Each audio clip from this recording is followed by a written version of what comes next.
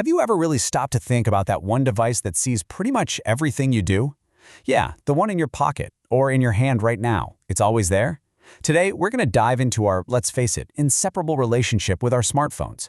We'll explore how they're literally shaping the way we experience the world around us. I mean, think about it. This little glowing rectangle has become a silent witness to our lives. It sees our big celebrations, our quiet moments, our work, our fun. It's so much more than a tool, right? It's our constant companion. And that brings up a really important question. What story is this screen actually telling about us? So, to kick things off, let's just acknowledge how huge this whole phenomenon is. The smartphone isn't just for calls anymore, not by a long shot. It's woven itself into every single corner of our lives. You could really call it the everywhere device. Okay, look at this scene. It's a formal event, a gala, maybe. Not that long ago, pulling out a phone here would have been a huge no-no. But now, it's completely normal. The screen has become just as much a part of the evening as the fancy clothes. It's like a natural extension of the experience itself. All right, now let's jump to a totally different setting, a big professional conference. On the surface, you see this huge audience. Everyone's looking forward. You'd think they're all laser-focused on the speaker. But when you look closer, you see that every single person is holding a portal in their hands. In just one room, there are hundreds of different digital worlds all happening at the same time. And this isn't just an indoor thing. Take a look here. Out in the sun, at a packed public parade, what's the first thing so many people do? They pull out their phone. It's become our go-to way to frame our own reality, to decide which parts of the story we want to keep. From the fancy to the professional to the everyday, that screen is always there. So if these things are always with us, what are we actually doing with them? Well, a huge piece of the puzzle is documenting. We've all become archivists, haven't we? Constantly capturing everything from the huge life milestones to the silliest little moments. So let's take a look at what that really means. Just think about the last concert or live event you went to. Did you just watch it with your own two eyes? Or did you find yourself watching a lot of it through your phone's screen? There's this incredibly powerful urge to record. Maybe not just to save the memory, but to prove we were really there. And this right here shows two totally different ways we capture a moment. On the left, you've got this quiet observer, carefully framing a piece of art. It's all about documentation. But on the right, you have someone who's part of the action, turning the camera on themselves to share their own joy. It's the difference between observing and performing, all on the very same device. And that duality is everything. The phone's camera is both a window and a mirror. We point it out to capture the world as we see it, right? But then we flip it around, and we use it to project an image of ourselves back into that world. It's an incredibly powerful tool for both seeing and being seen. Now, all this constant capturing and sharing leads us to our next big idea. See, the phone doesn't just record our reality anymore. It actually creates a new one.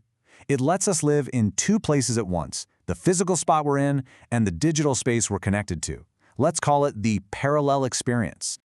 You've seen this a million times. A speaker's on stage, the lights are low, and all the attention is supposed to be forward. And yet, right there in the audience, the glow of a phone tells a completely different story. A smaller, much more personal story is unfolding, totally separate from what's happening on stage. So what in the world is so captivating that it can pull our attention away from a live event? Well, it's an entire universe of things. It could be a message from a friend, a viral video, the thrill of a game, or even just checking up on how we're doing. A whole world is competing for our attention. Here's a perfect example. Someone is deep in a messaging app, sharing pictures, sending hearts. They are physically in that room, but all of their emotional energy, their social focus, is completely invested in this private conversation that's happening on their screen. And then you have this total immersion. This isn't just a quick check of your messages. This is someone who is completely absorbed in a mobile game. You can see the intensity in their hands. For them, in this moment, the most important reality is the one happening on that little screen. It's pure escape, and it's available anytime, anywhere. But it's not always about talking to other people or escaping. Sometimes we turn to our phones for something else entirely, something a bit more personal. So what are we really looking for in those moments? Often, we're looking for feedback, for validation. This screen says tu resultado, which is Spanish for your result. And whether that's your stats from a fitness app after a run, a high score in a game, or the number of likes on a post. Our phones have become the judges of our performance, constantly giving us a score.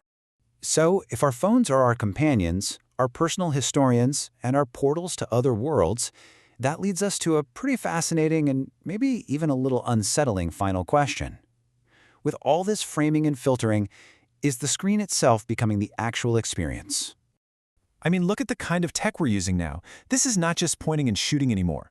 People are using professional gear like this gimbal to get that perfect, steady, movie-like shot. We aren't just passively recording what happens, we are actively producing our reality. Editing out the messy bits and picking the absolute perfect frame. And that brings us to what might be the biggest takeaway from all of this. The act of taking the picture, of finding that perfect angle, of choosing just the right filter, that whole process is arguably replacing the raw, real experience of the moment itself. For a lot of us, the process has become the experience. So, I'll just leave you with this one last thought to chew on. When you look back at your photos and videos years from now, what are you truly going to remember? Will it be the feeling of the sun on your face at that parade? Or the actual sound of the music at that concert? Or will you mostly remember the feeling of your phone in your hand and the view of the world through that tiny, perfect screen?